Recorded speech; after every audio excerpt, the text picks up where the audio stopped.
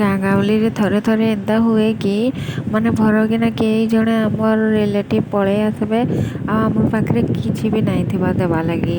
ମାନେ ଟାଉନରେ ତ ସେନ୍ତା କିଛି ଅସୁବିଧା ନାହିଁ ହୁଏ। ଟାଉନରେ ଯେନ୍ମାନେ ରହୁଛନ୍ ଯଦି ବି କିଏ କୁଣିଆ କୁମନ୍ତ ପଳେଇ ଆସିଲା ତ ସେମାନକେ କିଛି ଅସୁବିଧା ହୁଏନି। ସେମାନେ ଯାଇକି ହୋଟେଲରୁ କି ଦୋକାନରୁ ବି କିଣିକି ଦେଇପାରିବେ। କିନ୍ତୁ ଆମର ଗାଁ ଗାଉଁଲିରେ ସେନ୍ତା ହେଇପାରେ ନାହିଁ। ଆମର ଗାଁରେ ଯଦି ଯିଏ ବି କୁଣିଆ ଆସିବା ତ ଆଗରୁ ଆମକେ ଯାହା ବି ଦେବାର ଥିବା ତାଙ୍କୁ ଜଳଖିଆ ପତ୍ର ଖାଇବା ଲାଗି ତ ଆମକେ ଆଗରୁ ରେଡ଼ି କରିବାକୁ ପଡ଼େ। ତ ଆମର ସାଙ୍ଗ ଜଣେ ଆସିଛନ୍ ଆମେ ଯାଇକି ଲେମ୍ବୁ ଗୋଟେ ଖୋଜୁଥିଲି ଲେମ୍ବୁ ପାଣି ଟିକେ ଦେବି ବୋଲି, କିନ୍ତୁ ଲେମ୍ବୁ ବି ନାଇଁ ପଛରେ ମିଳିଲା। ଲେମ୍ବୁ ଗୁଟେ ଖୋଜୁଥିଲି ଯେ ଗୁଟେ ବି ଲେମ୍ବୁ ନାଇଁନେ କାଣା ଆଉ କରବି।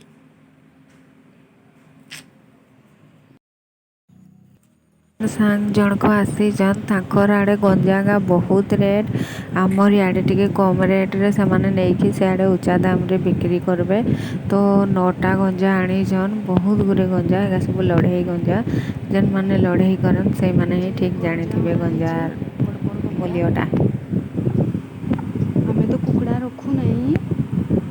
ଆମର ସାଙ୍ଗ ଜଣେ ଆସିଛନ୍ ସେମାନେ କୁକୁଡ଼ା ନିଅନ୍ତ। ତାଙ୍କର ସିଆଡ଼େ ବହୁତ ଦାମ କୁକୁଡ଼ା ତ ଇଆଡ଼ୁ ନେଇକି ସିଆଡ଼େ ସେମାନେ ବିକ୍ରି କରନ୍। ବଡ଼ ବଡ଼ ଗଞ୍ଜା ଏଗା ଲଢ଼େଇ ଗଞ୍ଜା।